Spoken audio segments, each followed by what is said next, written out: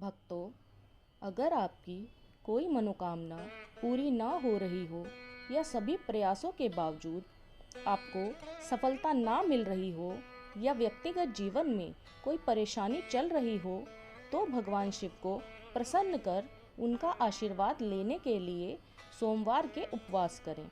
ऐसी मान्यता है कि यदि कोई मनुष्य पूरे विधि विधान से सोमवार के उपवास करता है एवं उपवास की शुरुआत प्रातः काल उठकर स्नान कर स्वच्छ वस्त्र धारण कर महादेव की पूरे विधि विधान से पूजा करते हुए कथा सुनता या पढ़ता है, तो भगवान शिव की कृपा और आशीर्वाद से उसकी सभी मनोकामनाएं पूर्ण हो जाती हैं। नारद पुराण के अनुसार सोमवार व्रत में व्यक्ति को प्रातः स्नान करके शिवजी को जल और बेल पत्र चढ़ाना चाहिए तथा शिव गौरी की पूजा करनी चाहिए। शिव पूजन के बाद सोमवार व्रत कथा सुननी चाहिए। इसके बाद केवल एक समय ही भोजन करना चाहिए।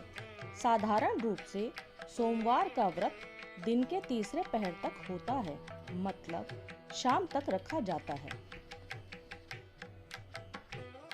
सोमवार व्रत कथा इस प्रकार है। एक साहूकार था जो भगवान शिव का भक्त था। उसके पास धन धान्य किसी भी चीज की कोई कमी नहीं थी, लेकिन उसकी कोई संतान नहीं थी और वह इसी कामना को लेकर रोज शिवजी के मंदिर जाकर दीपक जलाता था।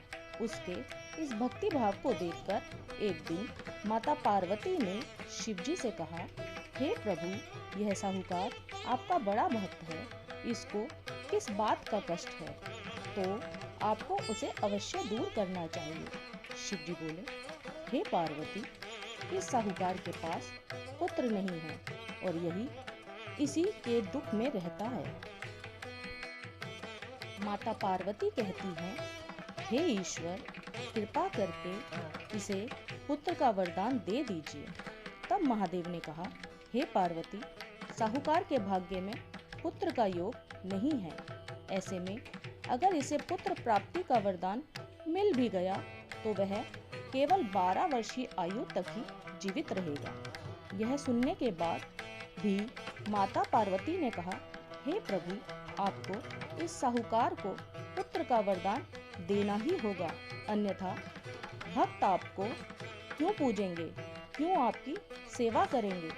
माता पार्वती के बार बार कहने से महादेव ने साहूकार को पुत्र का वरदान दिया, लेकिन यह भी कहा कि वह पुत्र केवल 12 वर्ष तक ही जीवित रह सकेगा।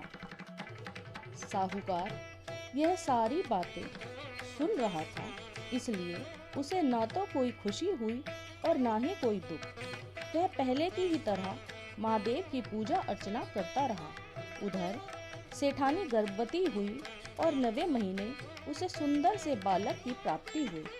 परिवार में खूब हर्षोल्लास मनाया गया, लेकिन साहूकार पहले की ही तरह रहा और उसने बालक की 12 वर्ष की आयु का जिक्र किसी से भी नहीं किया। जब बालक की आयु 11 वर्ष की हो गई तो एक दिन साहूकार की सेठानी ने बालक के विवाह के लिए कहा, तो साहूकार ने कहा कि वह बालक को पढ़ने के लिए काशी भेजेगा। इसके बाद उसने बालक के मामा जी को बुलाया और कहा कि इसे काशी पढ़ने के लिए ले जाओ और रास्ते में जिस भी स्थान पर रुकना, वहाँ यज्ञ करते और ब्राह्मणों को भोजन कराते हुए आगे बढ़ना। वह इसी तरह यज्ञ और ब्राह्मण को भोजन कराते हुए जा रहे थे कि रास्ते में एक राजकुमारी का विवाह था। जिस लड़के से राजकुमारी का विवाह होना था, वह लड़का एक आंख से काना था। काने लड़के के पिता ने जब अति सुंदर साहूकार के बेटे को देखा तो उनके मन में आया कि क्यों ना इसे ही घोड़ी पर बिठाकर शादी के सारे कार्य संपन्न करा लिए जाएं। तो उन्होंने बालक के मामा से बात की और कहा कि इसके बदले में वह उन्हें अत्यधिक धन देंगे। तो बालक और मामा जी दोनों राजी हो गए। इसके बाद साहूकार का बेटा विवाह की वेदी पर बैठा और जब विवाह कार्य संपन्न हो गए तो जाने से पहले उसने राजकुमारी की चुनरी के पल्ले पर लिखा कि तेरा विवाह तो मेरे साथ हुआ है, लेकिन जिस राजकुमार के साथ तुझे विदा करके भेजेंगे वह तो एक आंख से काना है। इसके बाद वह अपने मामा के साथ काशी के लिए चला गया। उधर जब राजकुमारी ने अपनी चुनरी पर यह लिखा हुआ पाया तो उसने राजकुमार के साथ जाने से मना कर दिया। यह सब जानकर राजा ने भी अपनी पुत्री को बारात के साथ विदा नहीं किया और बारात वापस लौट गई। उधर मामा और भांजे काशी पहुंच गए थे।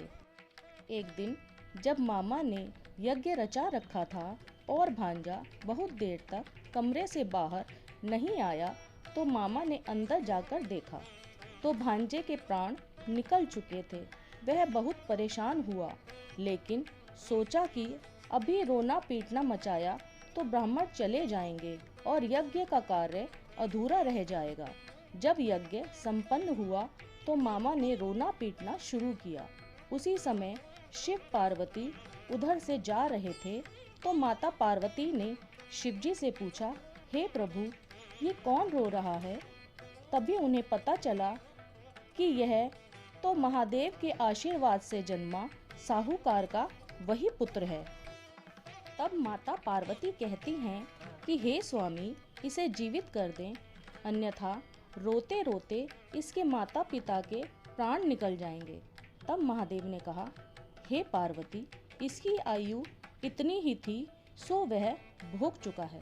लेकिन माँ के बार बार आग्रह करने पर महादेव ने उसे जीवित कर दिया। लड़का ओम नमः शिवाय करते हुए जी उठा और मामा भांजे दोनों ने ईश्वर को धन्यवाद दिया और अपनी नगरी की ओर लौटे। घर लौटते हुए रास्ते में वही नगर पड़ा जहाँ राजकुमारी से साहूकार के पुत्र का विवाह हुआ था। राजकुमारी ने उन्हें देखकर पहचान लिया। तब राजा ने राजकुमारी को साहूकार के बेटे के साथ बहुत सारे धन धान्य के साथ विदा किया। उधर साहूकार और उसकी पत्नी छत पर बैठे थे। उन्होंने यह प्रण कर रखा था कि यदि उनका पुत्र सकुशल ना लौटा तो वह छत से कूदकर अपने प्राण त्याग देंगे।